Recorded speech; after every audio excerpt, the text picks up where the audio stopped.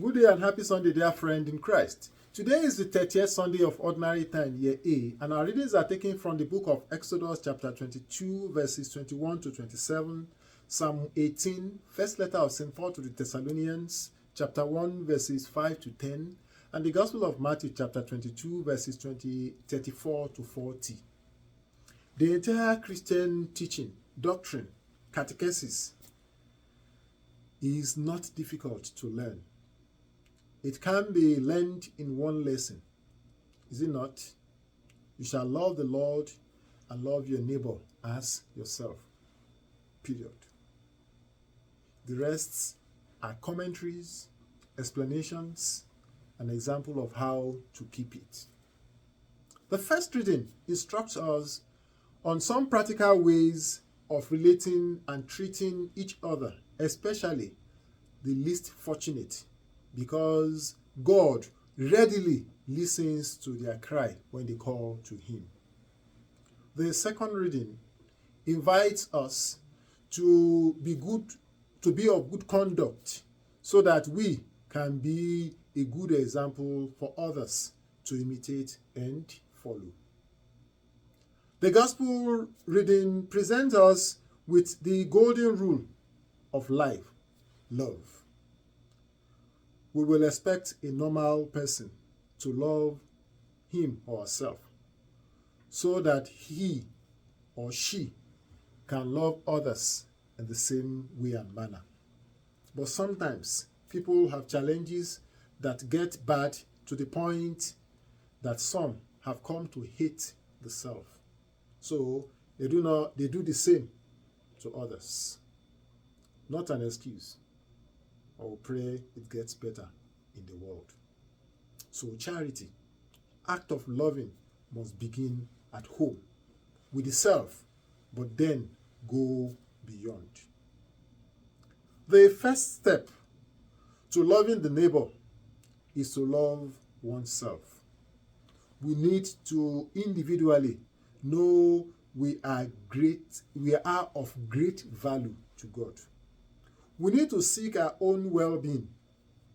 Our greatest desire should be to make heaven. So we have to love ourselves and want to be with God, who is love. The second step, or the next step, is to extend this charity, this goodness, to our neighbor. We need to value, think, desire, and mean well for all around us, far and near. Whatever evil or wrong we would not want done to us, we should not do it to our neighbor. And then the final stage is the love of God, which actually is the first, but in practice it becomes like the third. This is intimately and inseparably connected to the love of the self and the love of neighbor. In fact, not possible without the other. None is possible without the other. Anyone who truly and sincerely loves God would love his or her neighbor. No one can truly love God but hate his or her enemy. That will be lying, greatly false. Gospel of first letter of St. John, chapter 4, verse 20 says, "Those who say, 'I love God,' and hate their brothers and sisters are liars. For those who do not love their brothers and sisters they have seen cannot love God whom they have not seen." So Jesus tells us today, as a follow-up to last Sunday's readings, of giving God his due. You must love the Lord your God with all your heart and with all your soul and with all your mind. You must love your neighbor as yourself. This means our love must be unconditional, limitless, whole, selfless, and entire. These are two sides of a coin. Moses gave a list of some of those who needs our care and concern more. strangers, immigrants, widows, orphans, poor, aged, and the like. Can you remember the word of Christ? Whatsoever you do to the least of these brothers and sisters, you do to me. Gospel of Matthew chapter 25 verse 40.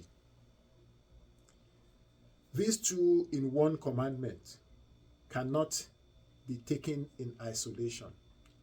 It is either you are doing both, or you are disobedient to both. The story of a man who tore $100 or naira or pound bill into two, gave one to his wife and he kept one. You cannot spend it except you put it together. The wife was asking for a divorce and decided to tear it. He said, all right, go with yours. It's of no use. You have to come together.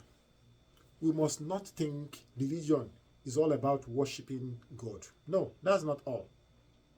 Attending mass, receiving sacraments, praying the rosary, attending morning masses, novena prayers, fasting, and the like. Rituals must be preceded by justice, charity, and love. All these are very important, but they will be meaningful and spiritually rewarding when we do all and we relate with others in love. We also have a second group who do not have time for God or worship, but they do a lot of charity, which can best be described as philanthropism. You can be a philanthropist without any relationship with God. Works of charity relates to God. Philanthropism most of the time relates to self-fulfillment in giving people things or in attending to people's needs. Charity is done for the sake of God and not for personal satisfaction, reason, or fulfillment, but for the sake of God. So, the two faces, love of God and love of neighbor, must be brought together. That is why love is a summary of the law. If today you hear his voice, harden not your heart. Have a wonderful day.